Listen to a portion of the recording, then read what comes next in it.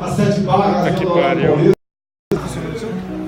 bons tempos, onde a palavra valia, onde os professores tinham como exercer a sua autoridade, onde o currículo escolar era realmente voltado para o conhecimento, onde você tinha liberdade, tinha democracia, você só não votava para presidente, o resto você tinha tudo.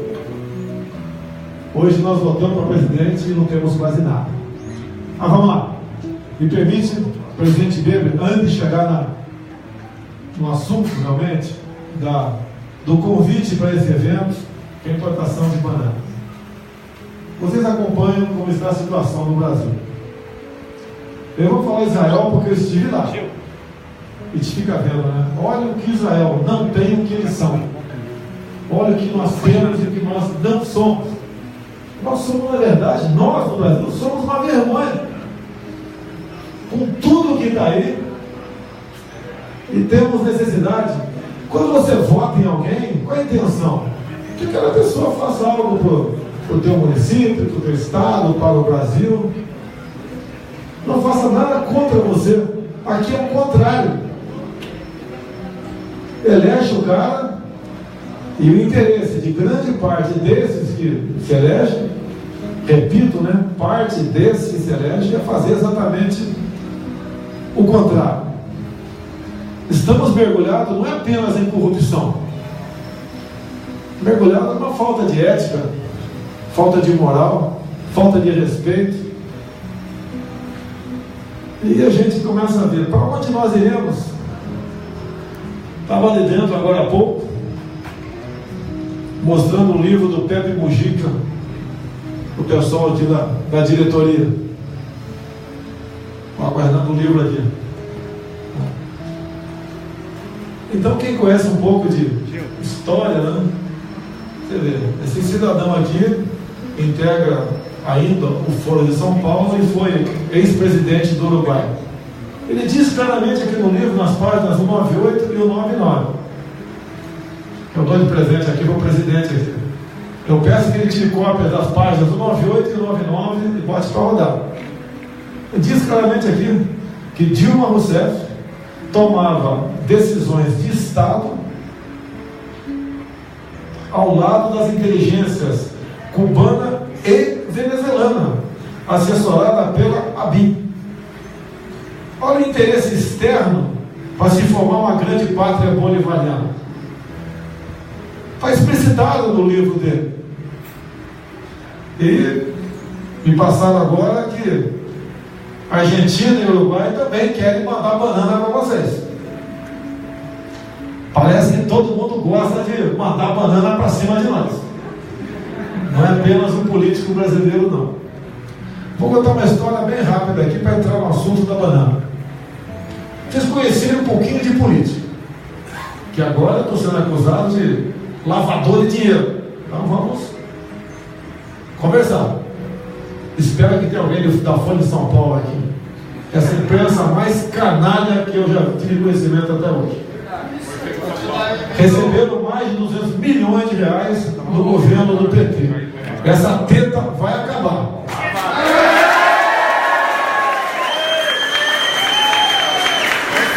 Olha só, se fosse um jornal de vergonha na cara, pautaria isso que eu vou falar aqui agora. Eu tenho andado no Brasil. Fui convidado por um grande armador, um homem que importa e exporta mercadorias, pelo Porto de Santos. Conversar com ele. É um homem que talvez tenha um poder econômico igual a metade dos que estão aqui juntos. E eu gosto de dizer que eu não critico quem tem dinheiro, eu quero que o pobre tenha dinheiro. Essa historinha de dividir, para mim não cola. Se é para dividir riqueza, tem que dividir conhecimento, tem que dividir tudo. Dividir mulher, aí não cola esse negócio. Eu quero que cada um tenha meios de poder crescer na vida. Daí me mostrou uma grande fotografia sobre o Porto de Santos. Daí ele falou: o meu problema é esse. Eu falei: sindicato? Ele falou não. Eu falei governo, ele falou sim. Vou contar apenas uma história. Ouvida dele. Cada tonelada de produto importado ou exportado, em torno de R$3, o dono da carga tem que pagar a título de dragagem do Porto de Santos. Isso dá um montante anual de um fundo de R$2,5 bilhões. Conseguiram imaginar? R$2,5 bilhões num fundo. Nos últimos 3 anos, ele me disse, nem 1 metro cúbico de areia foi dragado ali da região do Porto de Santos. Para onde foi essa grana? Foi para o grupo que administra o Porto de Santos. Vocês querem que eu fale qual é o partido que administra o Porto de Santos? Eu acho que todo mundo sabe. Assim como meu ex-partido administrava parte da Petrobras. Olha o poderio. Daí vem essa pipoca da Folha de São Paulo que encheu o saco de auxílio moradia. Mas você tem um apartamento em Brasília de 70 metros. Não dá bola para isso. Vê se a Folha de São Paulo faz uma matéria. Não vi ainda. Fez ou não? Alguém tomou conhecimento? Não. Sobre o que está acontecendo aqui. Lógico, é o jornal que vive nas tetas do governo. Vai fazer uma matéria para contrariar como? Então quem tem um grupo de um partido, tem um poderio de R$2,5 bilhões, um dinheiro que desaparece no Porto de Santos, não precisa falar nada qual o poder dessas pessoas. Antes de entrar na banana, alguém já ouviu falar na emenda constitucional 81? Se não ouviu, é bom dar uma estudada. Porque se tem, e tem aqui, alguns proprietários rurais, você pensa que aquela propriedade é de você. Tu pensa que aquela fazenda é tua. Porque o que diz essa emenda constitucional? Que todo aquele que pratica o trabalho escravo, a pena é expropriação do imóvel. Um detalhe: os juristas de esquerda, os juristas dito pela democracia, entendem que o trabalho análogo à escravidão é também escravo. O que é análogo à escravidão? Acredito que pouca gente saiba dar um exemplo. Por exemplo, a espessura do colchão da tua fazenda não é de 8 centímetros, são de 6. Análogo à escravidão. Uma ventilação inadequada, latrinas não condizente com a dignidade humana, a falta de uma bota, a falta de... O que é mais grave? Tem mulheres aqui. Quantas vezes a mulher ficou na dúvida se estava grávida ou não? É comum acontecer. A minha esposa aconteceu várias vezes. Faz o teste, não sei o quê, não dá para voltar. Chega uma fiscalização numa fazenda de vocês. Está lá uma mulher pulverizando, seja lá o que for, com todo equipamento, luvas, tudo, tá? Tudo. Fazem um teste de gravidez nela, ela nem sabe que está grávida, vai que está grávida. Isso é trabalho análogo à escravidão. Pena, expropriação do imóvel, perdeu a fazenda com todos os semoventes. Essa é uma realidade. Essa emenda é de 2014. É de um deputado do PMDB que foi usada pelo PT. Inclusive, tem uma emenda, e permitam dizer o nome do deputado, mas o deputado do PFL na época, ele emendou para estender a punição para o proprietário urbano, que mora por aqui. Bem, tudo isso é um trabalho ao longo do tempo para se atingir o objetivo final. É pesado ele falar aqui, né? Mas vamos lá.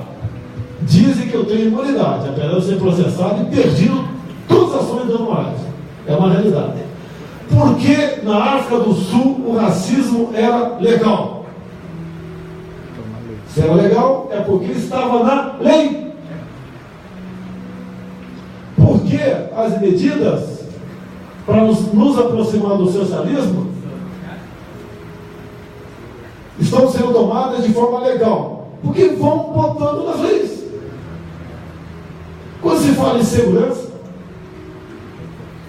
pública no Brasil, o policial militar ou o civil, por um simples deslize ou uma acusação até infundada, ele pode responder um processo por tortura psicológica. O vagabundo estuprou, matou, sequestrou, chega à delegacia e falou: o soldado me ameaçou no camburão, dá um tiro na minha cara, eu estou tremendo, doutor. E tem juiz, não são todos, que dá a ração ao vagabundo. Quando a gente fala que temos que desfazer muita coisa que foi feita nos últimos 30 anos, alguns me chamam de radical. Como é que você vai resolver a questão da violência no Brasil? Violência se combate com energia ou com mais violência. O que eu falo para o proprietário rural? Para se defender, você ainda não tem esse problema aqui, mas vai chegar. Para se defender dos marginais do MST, tem que ter um fuzil. E mais ainda, tem que ter o direito de defender sua propriedade na base da lei, como existe a legislação americana. Vamos de nós entrar na propriedade privada de um americano. Vai levar chumbo,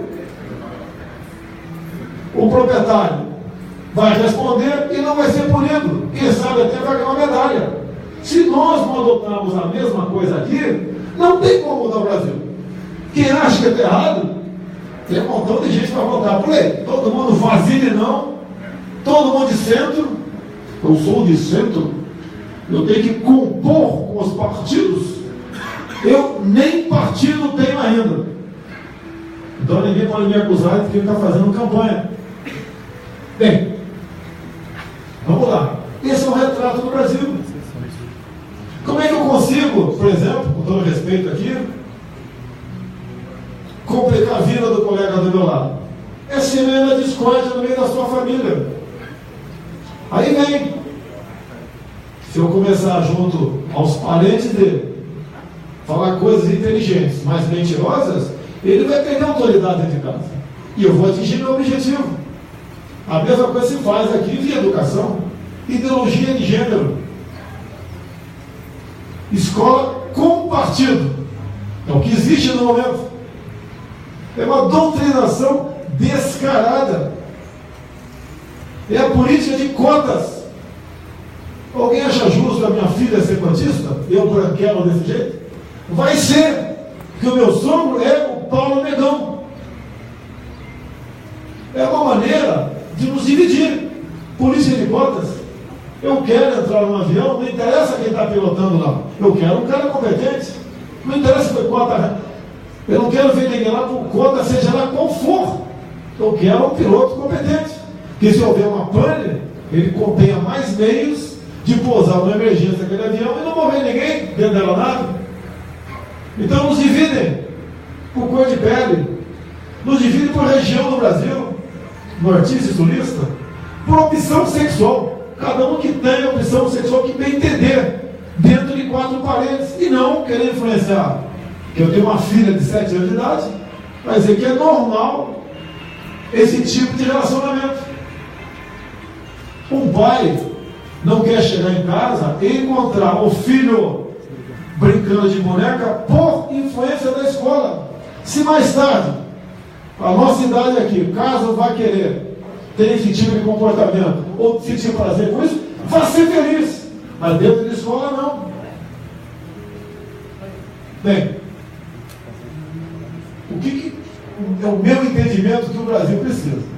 Alguém que realmente possa assumir o governo, que seja, no meu entender, honesto, que é muito difícil no meu meio. Tem vereadores aqui, tem prefeitos, vocês sabem disso, o nosso meio é muito difícil aí. Alguém que tenha Deus no coração, aquele sentimento de paz e querer fazer o bem ao próximo, e que seja patriota. Não é banana apenas. Nós queremos fazer negócio com quase todo mundo. Mas a China não está comprando no Brasil. A China está comprando o Brasil.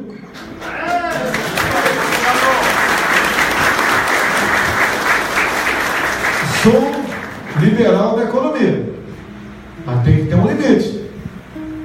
Quando você vende para chineses, você não está privatizando, você está passando da estatal brasileira para a estatal chinesa. E é um problema para nós, sim, a China. Recomendado não falar sobre isso. Não vou fugir ao meu faro, ao meu sentimento e ao meu patriotismo. Nós temos que nos preocupar sobre o que nós estamos vendendo e para quem. Caso contrário, mais cedo ou mais tarde, nos veremos na situação de inquilinos dentro da nossa própria casa. Olha o que a China começa a fazer agora. Comprar terras agricultáveis no centro-oeste.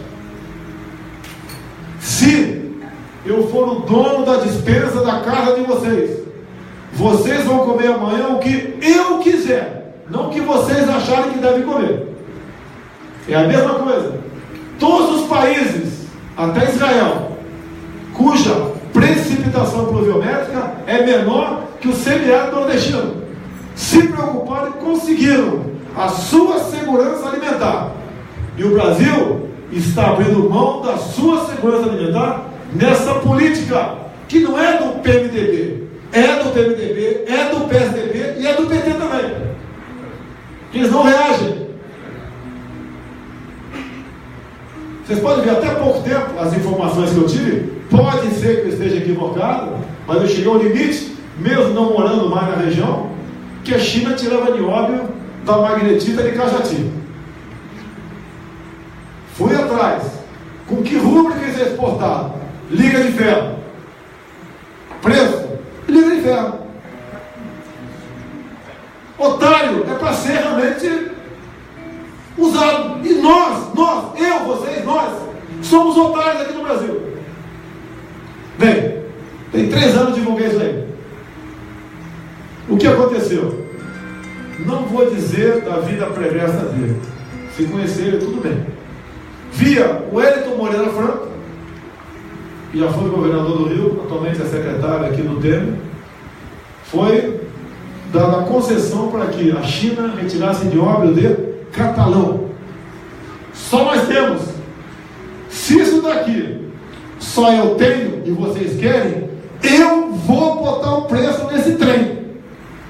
Não quer comprar? Morra de fome. É assim o comércio no mundo.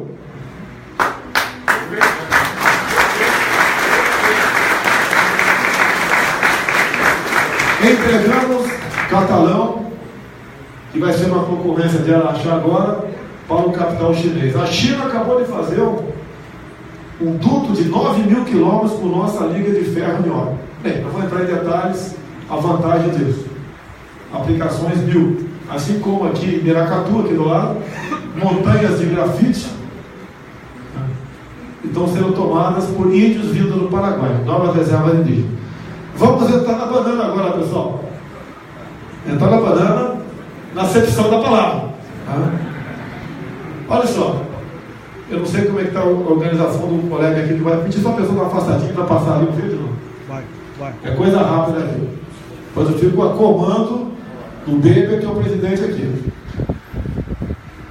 Bem, a questão da banana começou em 96. O presidente era Fernando Henrique Cardoso. Até o Zetinho ligou para mim, estava viajando. Acho que já foi presidente daqui, se não me engano, já passou. Já integrou aqui vocês aqui. Tá. Ele era prefeito de Eldorado. Tá. Então, ele procurou o Brasil em 96, o governo Fernando Henrique Cardoso. Se tiver imagem do jornal, peço que publique ali, que mostra do jornal, tem por acaso? E eu procurei então o Nelson Marqueselli, porque ele tinha mais relacionamento com a FHC, eu não tinha, e o assunto foi tratado e resolvido, né? Não se falou mais em banana. Bem, depois veio a história do parlamento do Mercosul para então discutir a questão de banana do Equador para cá. O objetivo, pessoal, tem várias coisas em jogo. Uma seria que o Equador só aceitaria, por exemplo, algo do Brasil, como automóveis ou como calçado, se nós importássemos banana de lá. Ou seja, sobrou para o mais pobre, que são vocês. Que nós sabemos, não é demérito nenhum, que economicamente falando, o Vale do Ribeira é a região mais pobre do estado de São Paulo. Se estiver errado, me corrija, por favor. Sobrou isso daí. Bem, quando em 2004 eu tomei conhecimento desse fato da banana, eu ocupei a tribuna da Câmara. Se tiver bom a imagem e o som, eu peço que reproduza para eu voltar depois a conversar com vocês. Pode passar o vídeo aqui da banana aqui? Prezado deputado Inocêncio Oliveira, meu presidente, eu confesso que eu queria falar sobre outro assunto aqui, mas depois de ouvir o deputado do PT do Paraná, doutor Rosinha, praticamente implorar que o Ministério da Agricultura conceda cotas de importação de banana do Equador, eu confesso que eu fui obrigado a vir rebatê-lo aqui, porque eu sou brasileiro, eu sou patriota. Agora, ao doutor Rosinha pedir cotas de importação de banana do Equador no equivalente ao comercializado por semana em São Paulo, ele comete, no meu entender, uma série de crimes contra os trabalhadores e contra os bananicultores do Brasil. Vamos lá. Em linha reta, a capital do Equador ao capital do estado de São Paulo são 4.300 quilômetros. Por estrada são 6.221 quilômetros. E ali do lado, em direção a Curitiba, pegando a BR-116, temos o Vale do Ribeira, uma região que, tirando ali Cajati, basicamente a economia é a banana. É a primeira região drasticamente afetada caso o Brasil abra esse precedente de importação de banana do Equador. Eu perguntaria, como é que ficam ali os bananicultores, a economia de Eldorado Paulista, Iporanga, Registro, Sete Barras, Miracatu, Juquiá, entre outras cidades? Estariam arruinando a economia dessa região, que é uma economia bastante deficiente. Mais ainda, ao importar banana do Equador, o governo brasileiro vai estar importando também pragas da banana, como por exemplo a cigatoca negra e o moco de banana. Tanto é verdade que as pragas estão sendo importadas, que desde o plantio da banana até a sua colheita aqui no Brasil, se fazem 8 aplicações de fungicidas, enquanto no Equador são de 30 a 40 aplicações. Eu repito, é um crime, mais um crime que o governo do PT está fazendo contra o trabalhador brasileiro. Por quê? Consequências imediatas da importação da banana do Equador. Afeta diretamente aos bananicultores o equivalente a 2 milhões de empregos. Na questão de economia, sabemos que a banana é uma cultura que não é muito rendosa. Nas questões fitossanitárias, como disse também, as pragas que estaremos importando. Agora, será que Dilma Rousseff, agora aqui com o apoio do Dr. Rosinha, que é integrante do Parlamento do Mercosul, que em 2008 foi presidente do Parlamento do Mercosul, quer importar banana do Equador? Porque este país faz parte do Foro de São Paulo? Mais grave ainda, senhor presidente, para concluir, há muito o morador do Vale do Ribeira clama por uma barragem ao montante do Ribeira de Guapo, em depois dos encontros da de Eldorado, para exatamente conter as enchentes que, época em época, arrasa a plantação de banana na várzea do Rio Ribeira. E há 2 anos agora, o que com o perdão da FUNAI foi feito ali na região de Eldorado Paulista, especificamente na Barra do Taquari. Centenas de índios foram transportados para lá. Ou seja, daqui a pouco vão pedir a demarcação de uma extensa área de índio indígena naquela região, que é inviabilizada dará a qualquer sonho de construir uma barragem naquela região. Dilma Rousseff, eu não faço apelo porque eu conheço o passado. Okay? Peço a Deus que tire Vossa Excelência da presidência e bote um patriota, um brasileiro, o ano que vem. Caso contrário, o Brasil brevemente não será desestabilizado, será desestabilizado as reportagens de apoio às ditaduras e ditaduras da América Latina. Obrigado. Seu primeiro pedido já foi atendido. Tem 3 anos e meio de pronunciamento. O primeiro pedido foi atendido realmente. Faz mais um. É o homem lá em cima que vai decidir. Não, dá cadeia para todo mundo. Então, meus amigos, é uma realidade que está aí. Vocês estão fazendo o possível, fiquei sabendo que uma comitiva lá de vocês esteve lá conversando com o Praia Mágico. E pelo que eu ouvi, eu fiquei sabendo, se a informação está precisa, mandar você procurar os parlamentares para entrar com um projeto de decreto legislativo para anular a instrução normativa. Pô, não é esse o trabalho do ministro. Ele tem que resolver esse trem aí. Ok? E por outro lado, vocês parecem que ultimaram também o ministro das Relações Exteriores, que é o ex-motorista do Marighella, né? O nosso querido Aloysio Nunes Ferreira, e vocês também não tiveram dando retorno tocante a isso. Opinião minha, eu peço que eu faça o possível, mas eu não acredito que vocês tenham sucesso nessa questão, que parece que o martelo foi batido, né, para beneficiar uma outra área, prejudicando vocês. E como eu não estou em campanha, eu só posso garantir uma coisa: dia 1º de janeiro do ano que vem, ou eu estarei lá no Planalto, ou estarei tomando água de coco na Barra da Tijuca. Se eu estiver no Planalto, o Baby aqui, eu vou pegar a caneta dele e revogar essa instrução normativa.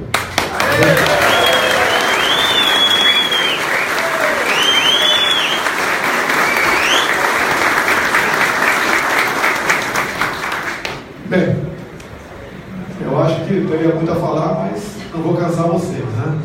Estou à disposição aqui do Baby, entre outros, quer fazer uma pergunta. E vamos embora que o Brasil é nosso e ele tem jeito. E para nós, né, é sempre o seguinte: Brasil acima de tudo, Deus acima de todos. Muito obrigado aí.